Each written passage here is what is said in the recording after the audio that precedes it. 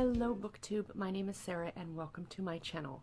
Today I'm coming to you with my weekly reads for April the 28th of 2018. It is actually the 29th, it's actually Sunday as I'm filming this.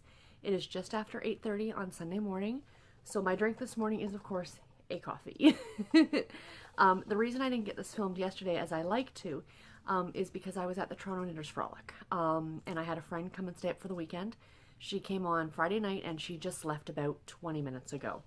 So I was going to sit and relax and do like a little knitting on my blanket and listen to some of my audiobook and then record later. And I thought, you know what?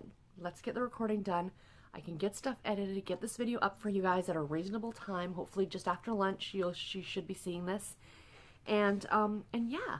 And then I can spend the rest of the day relaxing because it was crazy yesterday. It was really busy, really like a lot of people. I mean, it was packed. And, you know, I really do like my downtime, to be completely honest. I like having, you know, quiet time. So I think that's what I'm going to spend the rest of the day doing. I was going to originally go over to my aunt's today and my grandmother's and say hello, but I did see them briefly yesterday. I spent most of the day with my aunt because she came with us to the festival, but I did get to see my grandmother and stuff. So I don't know, I haven't decided. I'll see how I'm feeling later this afternoon if I want to pop by to say hi, but I probably won't stay very long. But anyway, yeah, so that is that. Let's get into the books. So these videos, if you're new to my channel, and hello to my new subscribers. I do see that I have a few new subscribers, so hello, thanks so much for watching. I talk about all the books that I finished this week, and I tell you what books I'm currently reading. And these are like mini little reviews, if you will. I do read a lot of books every month, so for me to do a monthly wrap-up would be crazy. I mean, you know, if you guys look back on my videos, these videos can tend to be long, just these little weekly wrap-ups, especially last week's. I do apologize for last week's, guys. I did not think it was going to be that long. So bless you to all of you who watched the whole thing. But anyway, let's jump into this week's books. Now, I read 6 books this week. 5 of them, the first 5, were all for the Amish in April readathon that I did with Elizabeth over at Lizzie Faye Loves Books. I will kind of I'm going to talk about each one as I usually do. And then at the very end of all 5, I kind of want to give some of my overall thoughts on the Amish genre, if you will. And yeah, so let's do that. So the very first book that I finished this week was Plain Pursuit by Alison Stone. This is a inspirational romantic suspense. Of course, it's an Amish book. This is the first book in the Apple Creek series. It is love-inspired suspense novel 346. It was published in 2013 by Harlequin, and it has a 4.08 star rating on Goodreads. I gave it 3.5 stars. So I got 4 challenges completed for this one. The first one, of course, for the Amish in April readathon. This was for the S category, which means Surrey or buggy, and there's a buggy on the cover. This was for the What to Read in 2018.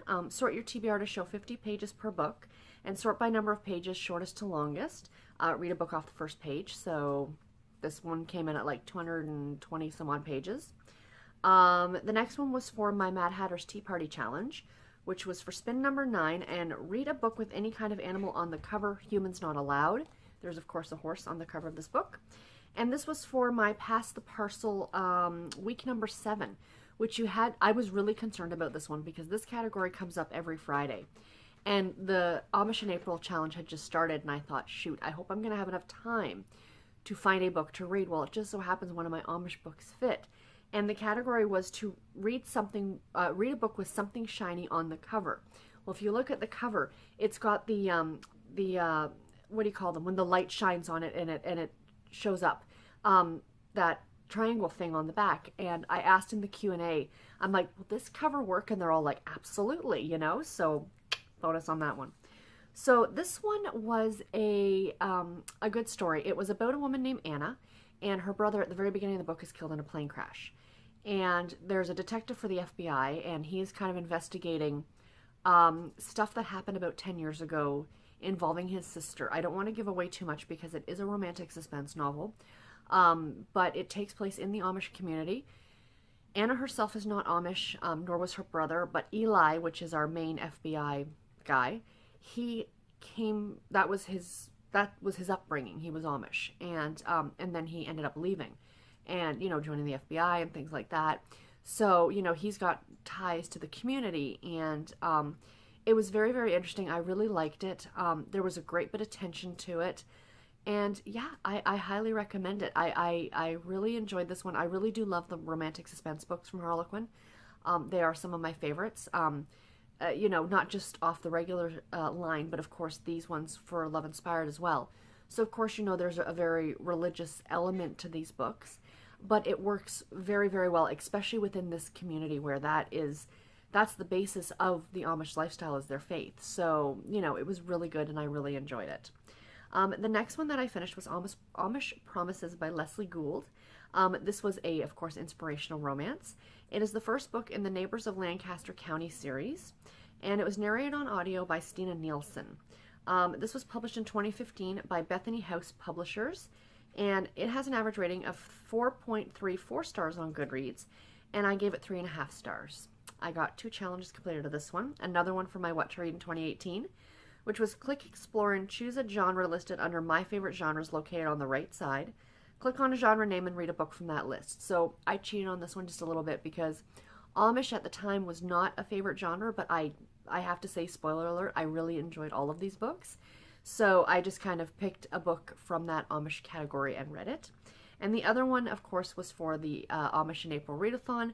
This was for the I Love You. So this was a strict romance story. This one was really enjoyable.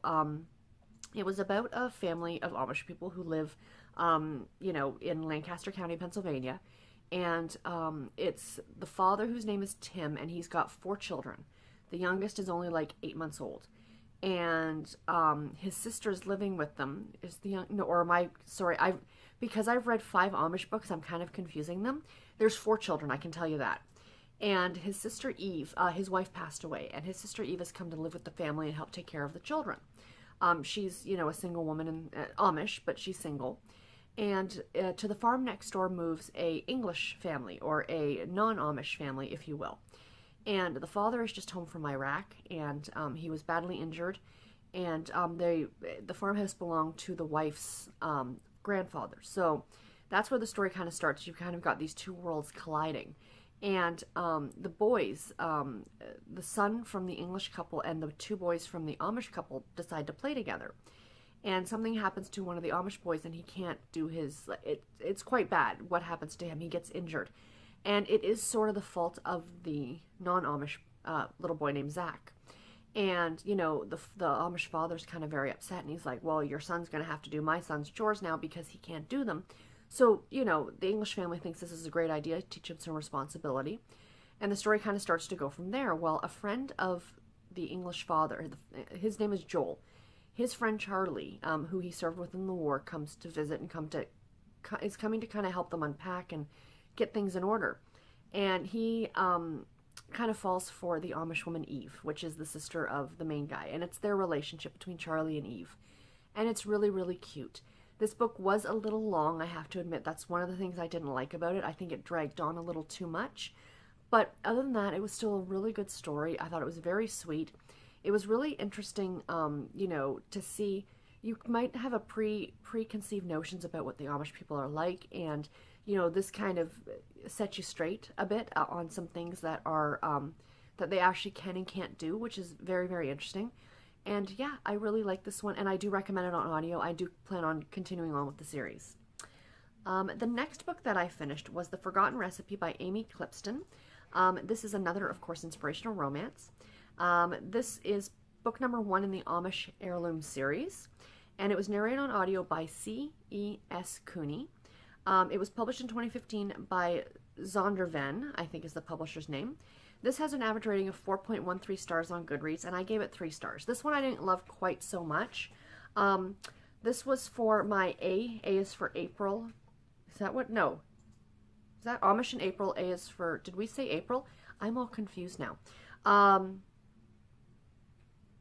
No, A is for Apple. Oh my gosh, I wrote this down wrong. I'm sorry. Sorry, Elizabeth. A is for Apple, which means this had to be a book that had food stuff on the cover, and she's carrying a pie on the cover. That's right. Okay, sorry. And this is for my Where Are You Reading challenge, which is where I'm trying to read a book from every state. And I got the state of Pennsylvania. Now, to be fair, all of these books, all of the Amish books took place in Pennsylvania. But because this one I didn't have any other challenges for, I thought I'd stick it in with this one. So this one was a really cute story. My issue with it and why it only got 3 stars was that it was extremely repetitive. You could have cut an easy 100 pages plus out of this book and it would have worked just as well. They just kept kind of going over the same things over and over again. So the premise of the story is that Veronica's fiance, this is a very Amish, like everybody in this book is Amish. Her fiance passes away. He dies in a fall at work. And his best friend Jason actually witnessed the fall, and he blames himself because he should have been there spotting him. But, you know, like maybe he shouldn't have been up there without somebody spotting him, like he was up in the rafters of the barn. You know, she's of course distraught, and to kind of, you know, as the months go by, to keep herself busy, she's cleaning, and she decides to start cleaning the attic, and she comes across her grandmother's recipe collection. And so she decides to start baking, and she kind of opens this little stand, and it gives her something to do. Well, Jason saw her at the funeral, and he knows exactly who she is, but she doesn't know who he is. She doesn't know that he knew and was very good friends with her fiance. And the two of them kind of start off a relationship, but of course he doesn't tell her and things like that. And like I said, it just keeps going around and around, and it's just like, you know, you get to the point where it's like, just tell her, you know, like, let's end the book. And not that it was badly written or anything like that, but it was just a little much. And like I said, it could have been cut down by an easy 100 pages, and it still would have been a good story. I did enjoy the premise of this series. It's about the 3 sisters and going through this chest of stuff in the attic. Like the one sister's found the recipes. I think the next one is about a quilt. So it's all, and they're all about them finding, you know, love and stuff like that. So it's a really cute series, and I will continue with it. All the books are available as part of the Audible romance package, so if you're interested in checking them out. I did enjoy the audio on this one quite a bit, and yeah, I liked it, so thumbs up. The next book that I finished was Murder in Plain Sight by Marta Perry. This is another inspirational romantic suspense, if you couldn't tell. It is the first book in the Brotherhood of the Raven series, and it was narrated on audio by Therese Plummer. This was published in 2010 by HQN, a subsidiary of Harlequin. It has an average rating of 3.91 stars on Goodreads, and I gave it 3 stars. This one I got 2 challenges done out of as well. The first one for, of course, the Amish in April. This was my M for mystery, so you had to read a mystery book. And for my What to Read in 2018, it's essentially pick any book off your TBR, so I got that one completed as well. This one, the narration on this one was really good. I did enjoy the premise of the story. I didn't like the execution so much of the story itself. So again, it's about 2 non-Amish people in an Amish community. Again, he was not raised Amish. His family has a farm that is very close to the Amish community, again in Lancaster, Pennsylvania. And she is a lawyer, a high-powered lawyer. And she's been hired by his family. Now, her name is Jessica, his name is Trey.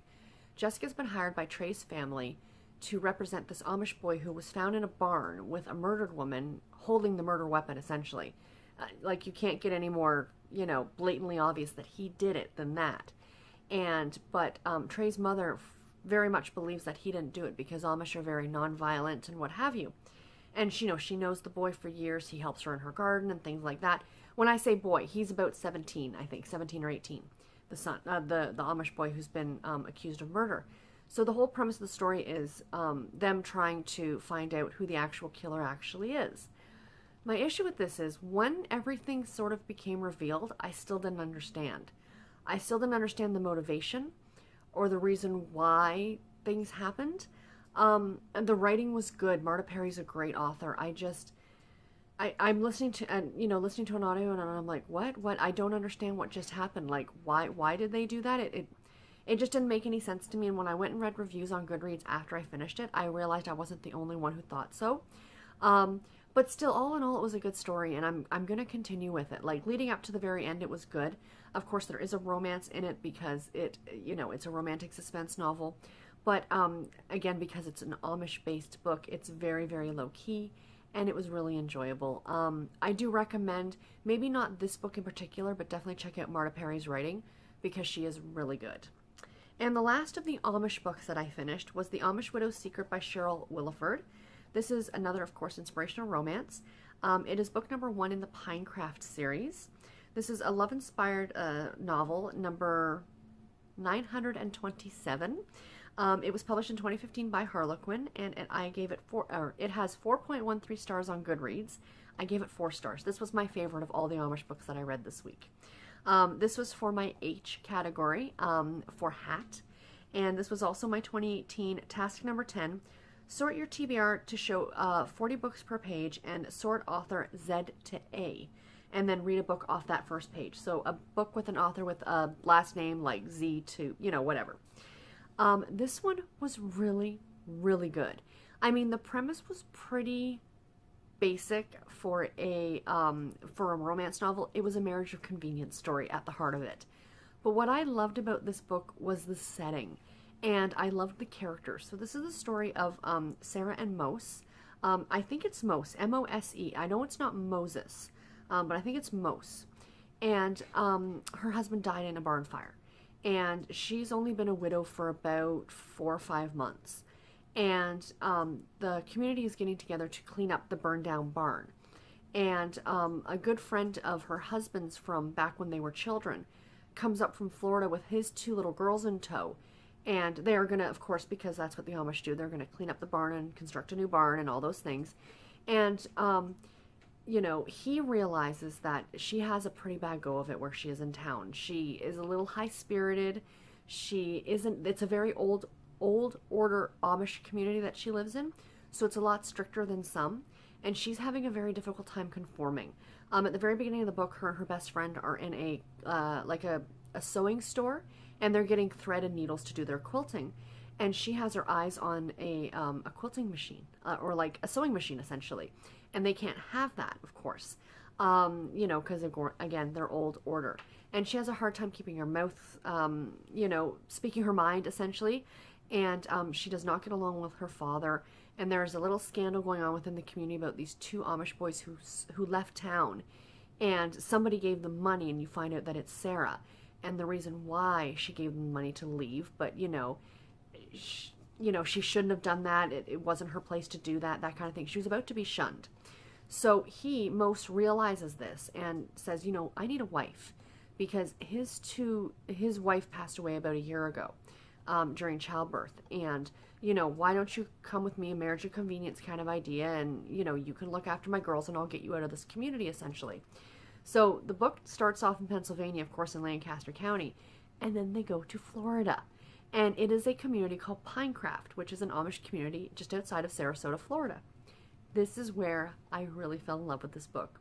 I started Google searching this place, and it's a real place. Like, it's a real Amish community in Florida, and it is actually, their one website I was looking at dubbed it as Las Vegas for the Amish. Like, what happens there stays there. Most of the houses have electricity. They do not actually ride around in horse and buggies. They ride around in golf carts or bicycles or even cars. A lot of them have cars. It's a very, very laid back Amish community, if you will.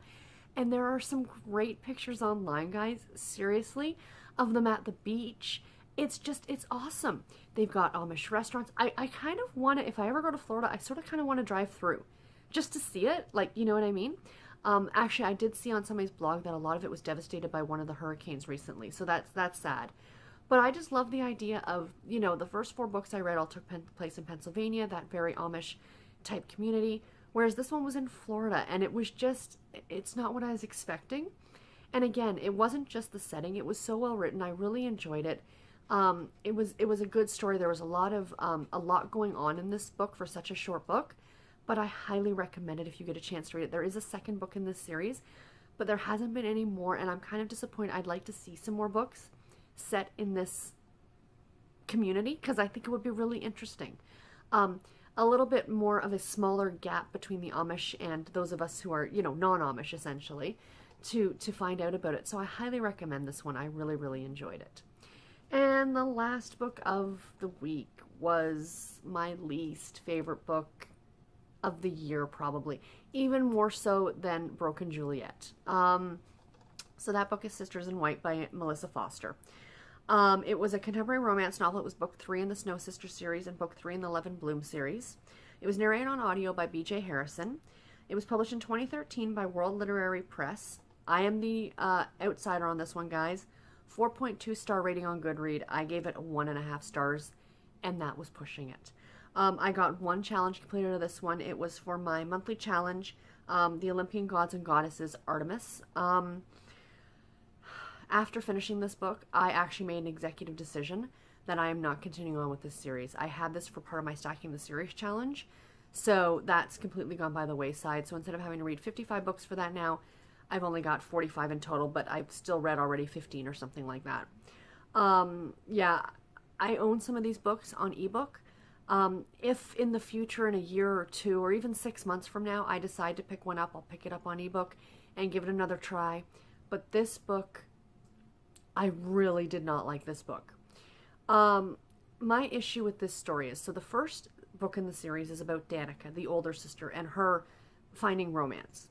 The second book in the series was the younger sister, Kaylee, finding romance. Now, Kaylee's story I did not like. I found Kaylee to be whiny and complaining and, you know, pretty much just a diva. Like, it's all about me kind of idea. And it was extremely annoying. But I thought, okay, I just got to get past her story. You know, sometimes even though the writing isn't bad, I can get past the characters, you know, and then you go on to the next book in the series kind of idea. This book, the third book, actually combines both Danica and Kaylee's stories. And it's 2 years after the events of the first two books. And they're both now getting married in a joint wedding, because that actually happens, in Florida, or in Nassau, in the Bahamas. Now, I'm sure it does happen, it just seems odd. So, my issue with this story was that there were a lot of issues that you went through in the first two books. A lot of issues with Danica dealing with, their father had left them when they were younger, and he got remarried, and he has a daughter. And, of course, the father and the new wife and the daughter. Now, I shouldn't say, the daughter's only a few years younger than Danica and Kaylee. They all come to this wedding. And, you know, there's issues, but they were kind of resolved in that first book. And then there's issues with Kaylee, you know, having abandonment issues and things like that. You know, the same issues that Danica's dealing with. That, again, seem to be resolved in the second book. But yet they all came back in this book. Like, why? In my opinion, there was no need for this book. They could have just done an epilogue about the wedding. This story, again, like I was saying about one of the other ones, it just kept going around and around in circles. And I got to the point where I didn't even want to listen to it. I had no interest at all.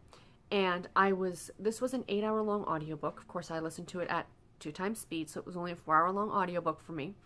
But I had gotten through about 2.5 hours of it, right? And I got to the point where I just didn't want to listen to it anymore. And I was on lunch, and I actually debated on DNFing it. And I'm like, I'm done. And I was sitting on lunch, and I'm looking at my phone, and realized I did not download my next audiobook. And usually I have one in the queue, like the one I'm currently listening to, and then whatever the next one's going to be, downloaded and ready to go. Because I don't want to download an audiobook using, you know, Wi-Fi, right? Or not Wi-Fi, but using data. So I was kind of bummed. I'm like, I don't have my next book to start. And I'm like, well, I can listen to a couple podcasts on lunch. Because I needed some sort of noise. I don't like to just sit and, you know what I mean? It's kind of boring. So I looked at my audio, or my podcast, and I had none downloaded. The 2 I had downloaded, I had already listened to. So I was like, I had nothing to listen to. So I looked at the time left on this book, and I had 3 hours left, like 3 full hours of normal speed. And I realized if I kicked it up to 3 times speed, I could finish it on lunch. So I thought, let's just do it. So I finished it so I can actually review it. I'm a big believer if you DNF a book, you can mention that you know, but I don't think you can truly give a good review on it. That's just my personal opinion. Yeah, right up to the end. This book just annoyed me to no end. To the point, like I said, where I am not continuing on with the series. I'm sorry. The one books by her that I might pick up are the ones that she was kind of rewriting them as, like, a bit tamer than normal. That's the other thing this book. The first 2 books I didn't find to be very spicy. They had scenes, but they weren't like overly anything. This one was just constant adult content. And it was like, really, it's a little much. But yeah, I didn't think it was needed. I didn't like the characters. You know, the writing was fine. It was the characters and the plot that drove me crazy. And I know if I go on to the 3rd or the 4th book in the series, those characters are not going to be appearing and the plot's going to be different. But I'm just annoyed to this point right now that I have no interest in picking up any more of these books right now. So that's like, I'm going to step away from them for a bit, and maybe in 6 months or a year from now, I'll pick one back up and we'll see. But right now, I'm done with this series. So what am I currently reading? My current audiobook is Deadly Fate by Heather Graham. Book number 19 in the Crew of Hunters series. This is being narrated on audio by Luke Daniels. I literally just started it this morning. I had no reading time. I finished that audiobook, the Sisters in White audiobook on Friday at lunchtime, and then driving home on Friday night, I was listening to the radio. Yesterday, I had no reading time at all. So I've literally just started it this morning. I'm maybe 20 minutes into it. It's about a serial killer called the Storyteller Serial Killer, and he displays his victims to look like princesses, like fairy tale princesses. Like the one they describe at the beginning of the book is like Snow White, laid out, and the woman has raven hair and bright red lips and the pale skin, whatever. And it takes place in Alaska. So I'm going to get my Alaska category for the Where Are You Reading Challenge, for the 50 State Challenge, so that's exciting. Again, this is a good one. I'm really looking forward to it. I do love my Crew of Hunters. After that last book that I listened to, I am really looking forward to a good audiobook. And my current ebook is Dancing in the Moonlight by RaeAnne Thayne. This is book number 2 in the Cowboys of Cold Creek series.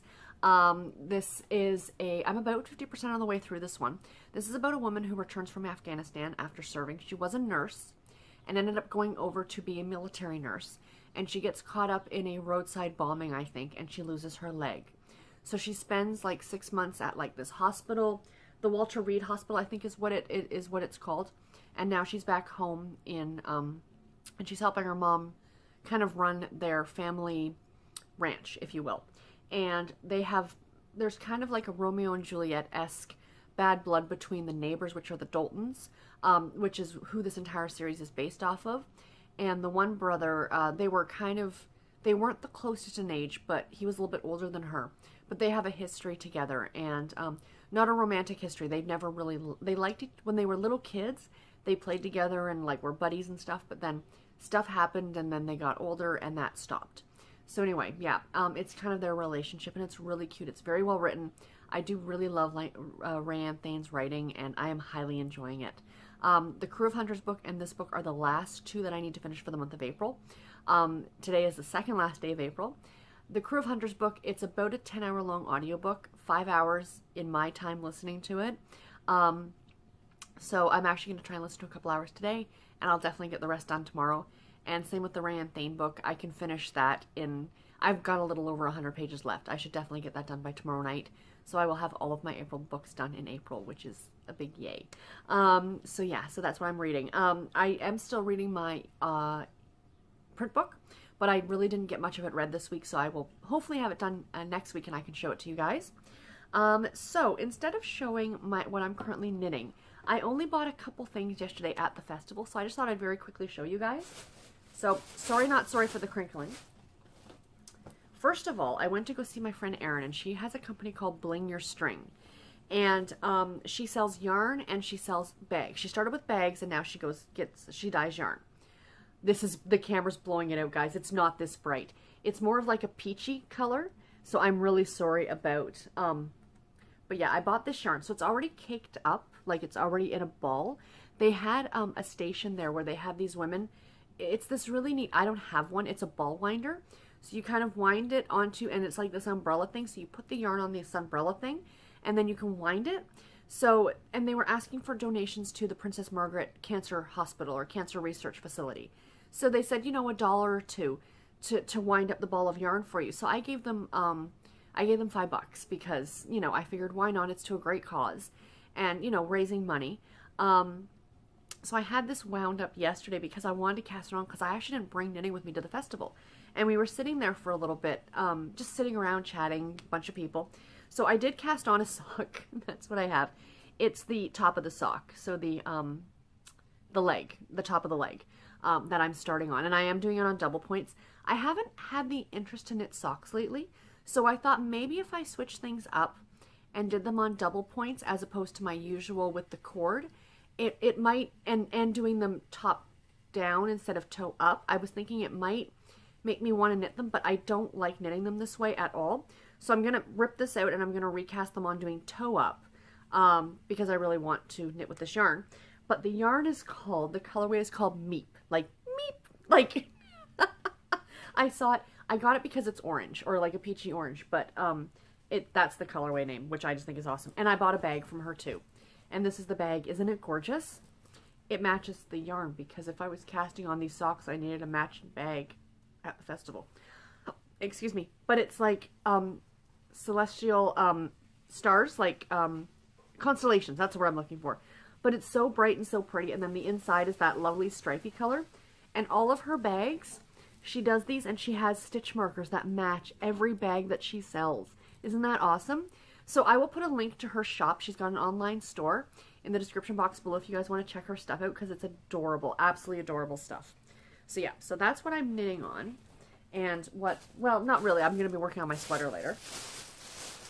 And I had a viewer of my knitting podcast stop me and give me minis for my blanket, which is awesome. So thank her. So I'm going to be, of course, showing these on my knitting podcast too, but I had to show them to you guys. But isn't that awesome? So I've got more minis for my sock yarn blanket. And then the other skein of yarn that I bought is this one. Isn't this gorgeous? Okay, that's showing up almost true to color. And the company is called Feisty Fibers, and this is called Poolside Punch. And it's just a gorgeous purple and blue, right?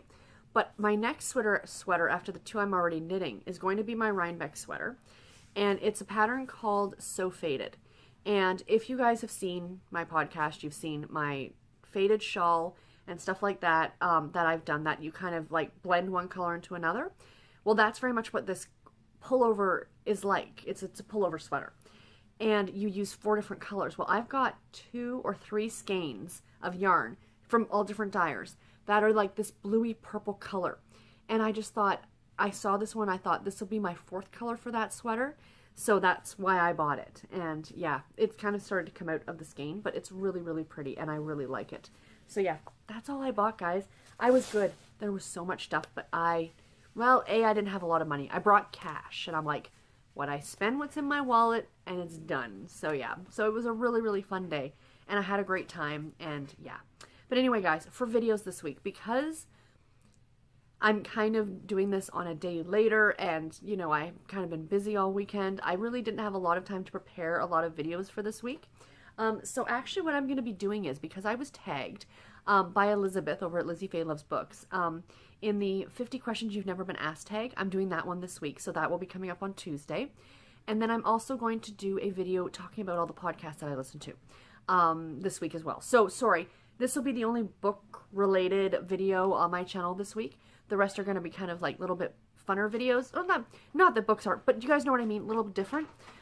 So stay tuned for those coming up this week, but then we will be back to regularly scheduled book videos after this. But yeah, anyway, guys, that is it. I hope you all have a fantastic week, and I will see you all in my next video. Until then, take care and happy reading, everybody. Bye.